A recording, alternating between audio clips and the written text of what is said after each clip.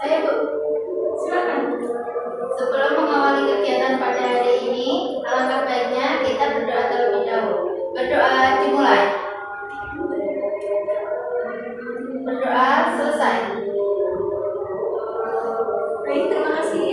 Selanjutnya di sini Ibu mau tahu nih keadaan kalian pagi hari ini. Tapi Ibu maunya kalian jawab menggunakan skala emosi. Ada yang tahu sebelumnya apa itu skala emosi? Belum. Oke, jadi Ibu jelaskan terlebih dahulu. Skala emosi di sini ada 1 sampai 5 di mana digunakan untuk mengekspresikan kondisi perasaan kita hari ini.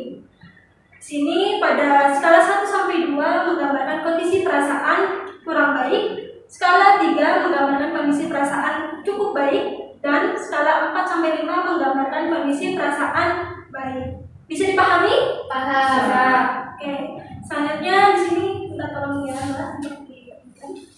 Tolong Mbak.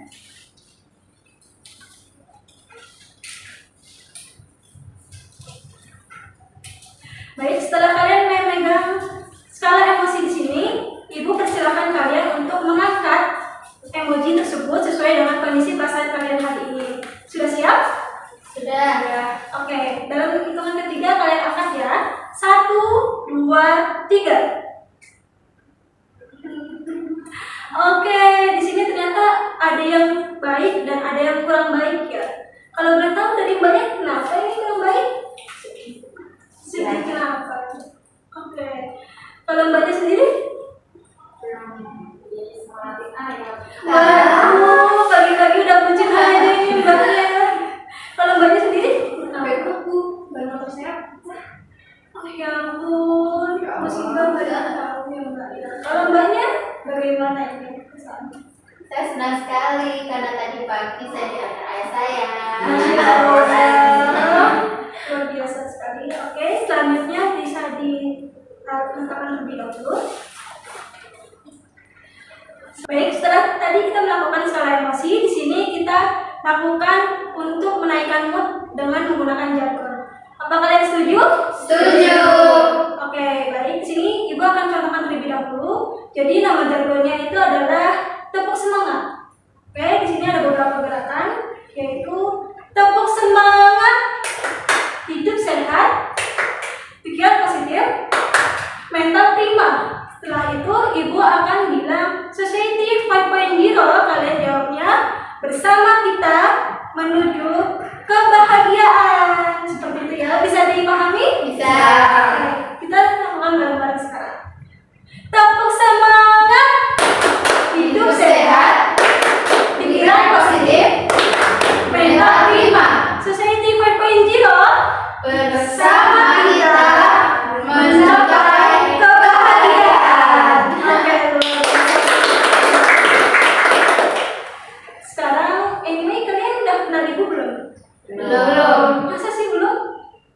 Belum. Oke, kalau begitu di sini Ibu akan perkenalkan diri. Perkenalkan, nama Ibu Rahmawati.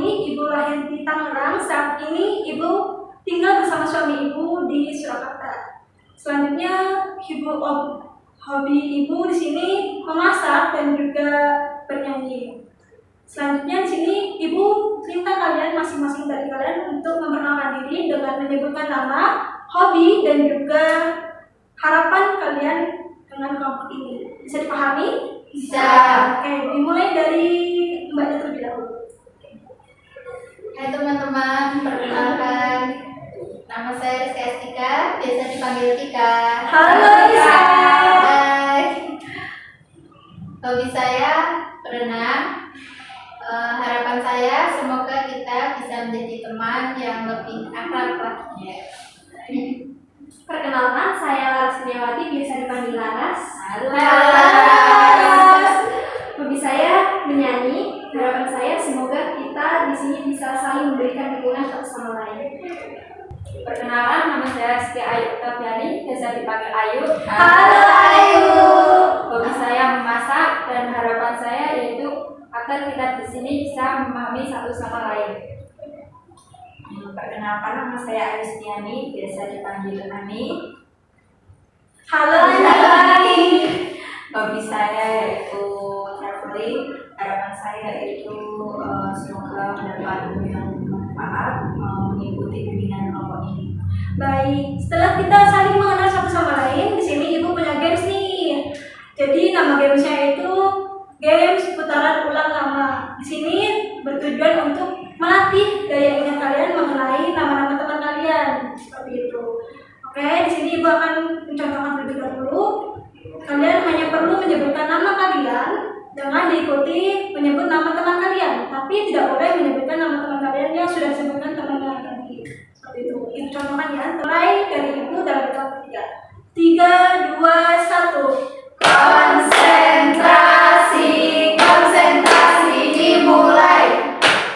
Rahma, Ani, Ayu. Ayu, Laras. Laras, Tika. Tika, Bu Ara. Oke, selanjutnya setelah kita melakukan perkenalan tadi, di sini Ibu akan menjelaskan apa itu bimbingan konseling. Jadi sebelum kita masuk ke inti pembahasannya, kalian ada yang tahu belum atau ada yang pernah melakukan bimbingan kelompok sebelumnya? Saya, Bu. Ya silahkan. Menurut saya, bimbingan kelompok itu bimbingan yang dilaksanakan dalam suatu kelompok untuk mengembangkan potensi diri dan mendapatkan manfaat dari topik pembahasan dalam bimbingan kelompok. Baik, terima kasih untuk Mbak Laras atas pendapatnya. Mungkin ada yang ingin menambahkan atau ingin yang berpendapat lagi? Saya, Bu. Silakan Mbak Ayu. Menurut saya, bimbingan kelompok itu adalah kegiatan kelompok untuk berbagi pengalaman dan perasaan. Baik, terima kasih untuk Mbak Ayu. Mungkin ada yang ingin menambahkan atau ada yang ingin berpendapat lagi? Tidak, Bu. Oke, jadi yang sudah teman-teman kalian sampaikan mengenai bimbingan kelompok tersebut sudah cukup bagus dan sudah cukup tepat. Jadi perlu kita ketahui bimbingan kelompok di sini yaitu sebuah layanan bimbingan yang dilakukan dalam suatu kelompok dengan memanfaatkan dinamika kelompok sehingga setiap anggota dapat mengembangkan potensi dan juga sekaligus mendapatkan manfaat dari permasalahan atau dari topik pembahasan hari ini seperti itu. Oke, selanjutnya di sini Ibu akan menjelaskan asas bimbingan konseling, yaitu salah satunya asas kerahasiaan, asas keterbukaan dan juga asas kesukarelaan. Ada yang tahu sebelumnya itu apa? Tidak. Oke, belum ada yang tahu ya. Jadi asas kerahasiaan di sini yaitu setiap informasi konseli atau peserta anggota kelompok itu akan dirahasiakan baik berupa identitas maupun permasalahan konseli. Selanjutnya mengenai asas keterbukaan di sini baik konselor maupun juga kalian sebagai konseli itu harus bisa melakukan keterbukaan di dalam proses konseli di sini. Selanjutnya mengenai asas kesukarelaan di sini diharapkan untuk setiap klien atau konseli di sini bisa secara sukarela datang ke bimbingan di sini agar tidak terpaksa seperti itu. Baik. Oh, jadi kita tidak takut untuk terbuka lagi ya, Bu, karena kan udah ada asas kerahasiaan, jadi aman ya. Ya betul sekali untuk Mbak Ani. Jadi tidak perlu risau, tidak perlu khawatir karena di sini kita memegang erat sebuah asas kerahasiaan. Dan maka dari itu kita di sini hanya saling sharing-sharing aja untuk bisa berbagi informasi seperti itu.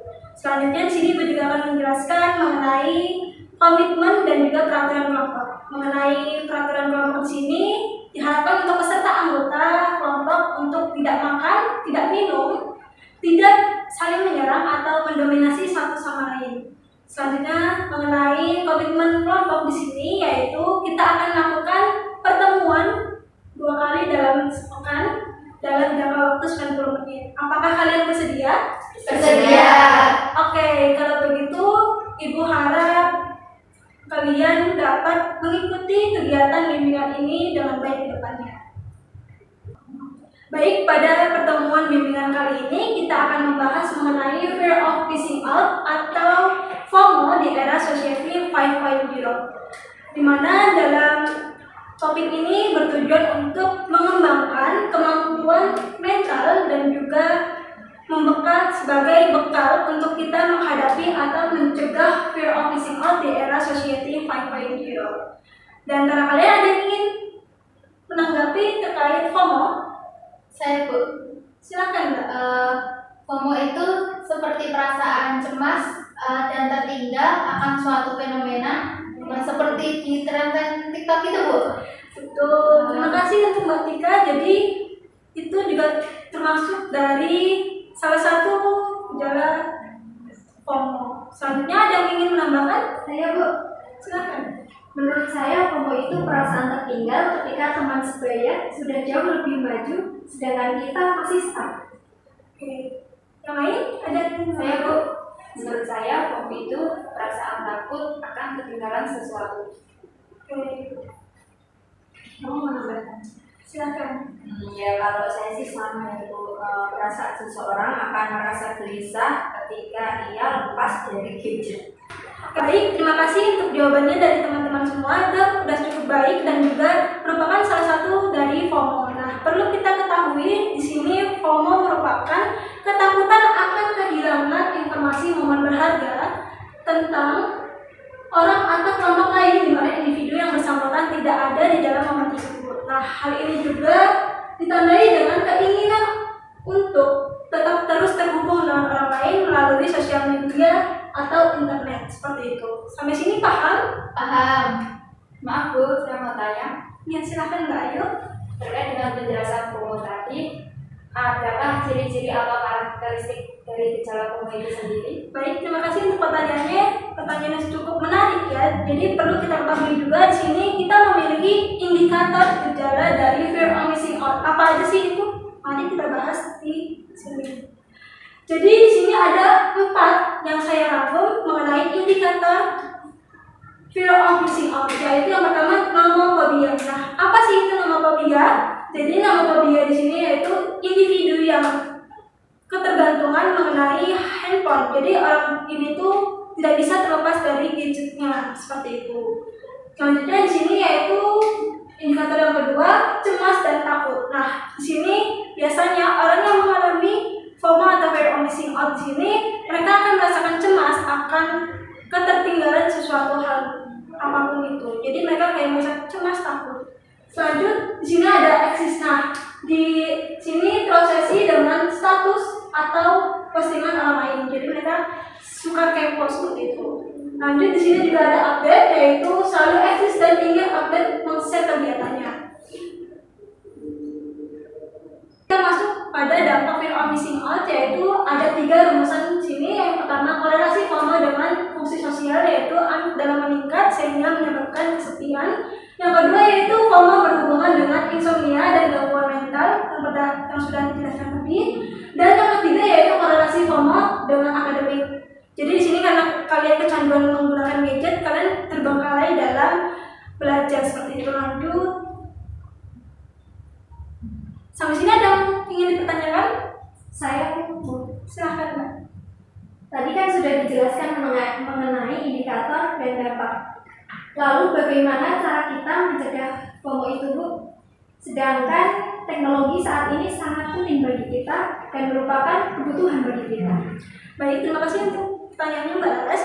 Sangat menarik, yaitu upaya mereduksi FOMO. Jadi di sini kita memiliki upaya, yaitu yang pertama self management, yang kedua coping skills atau kemampuan pengelolaan stres, dan yang ketiga yaitu cognitive restructuring. Jadi self management itu di sini kita harus bisa memanajemen diri kita, baik itu untuk istirahat, bermain, dan juga belajar.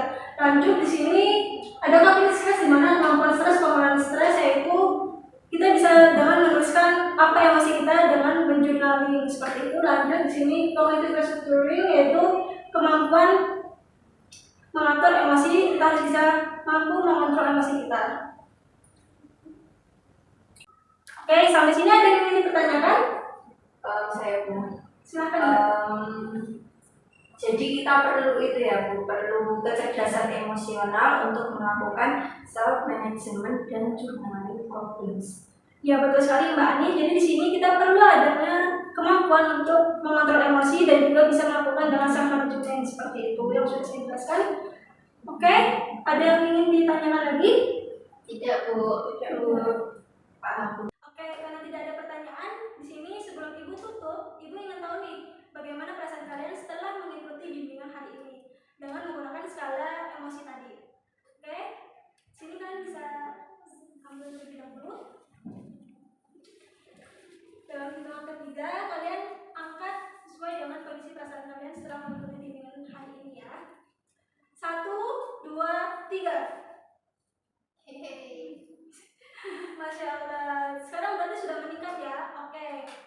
bisa diletakkan kembali.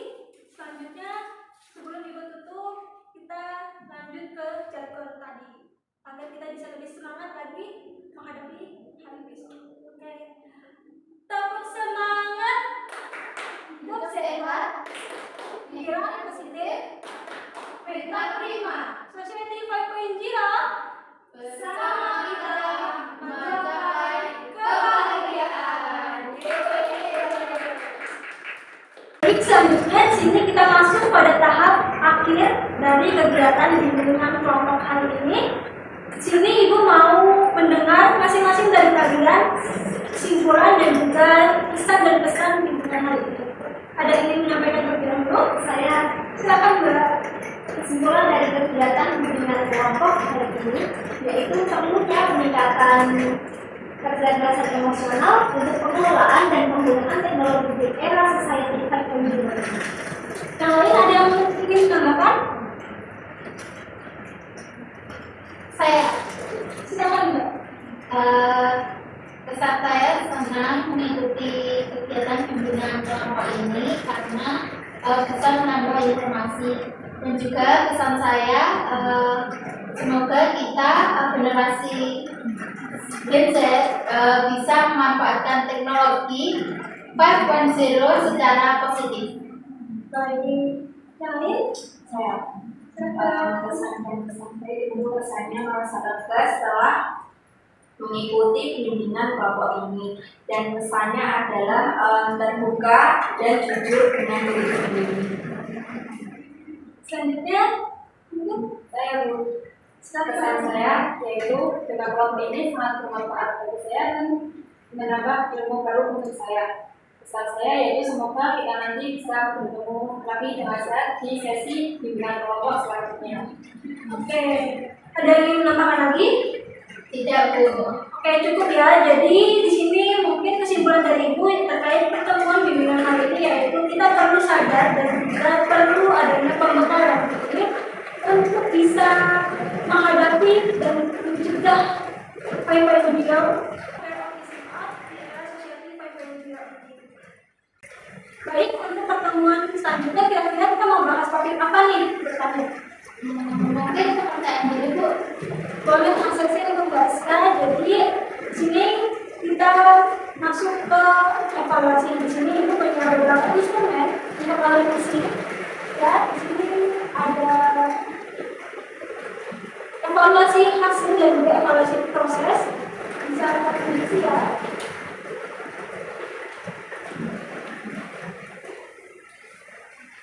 Setelah kalian mengisi, bisa langsung ditemukan pada sudah Bu, sudah baik, belum, ya.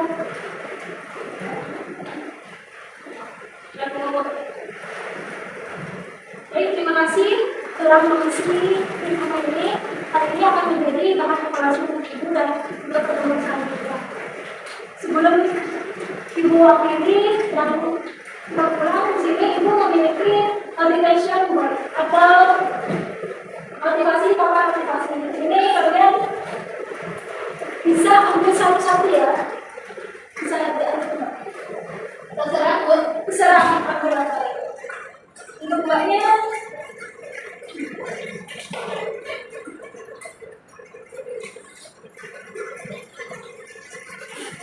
jadi ini amplopnya jangan dibuka terlebih dahulu ya. Kalian bukanya setelah kalian sudah sampai rumah. Dan Ibu ingin titip salam kepada orang tua kalian.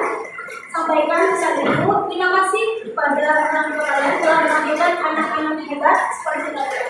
Terima kasih. Kurang lebihnya mohon maaf.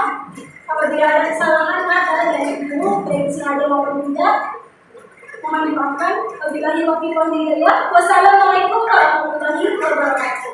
Waalaikumsalam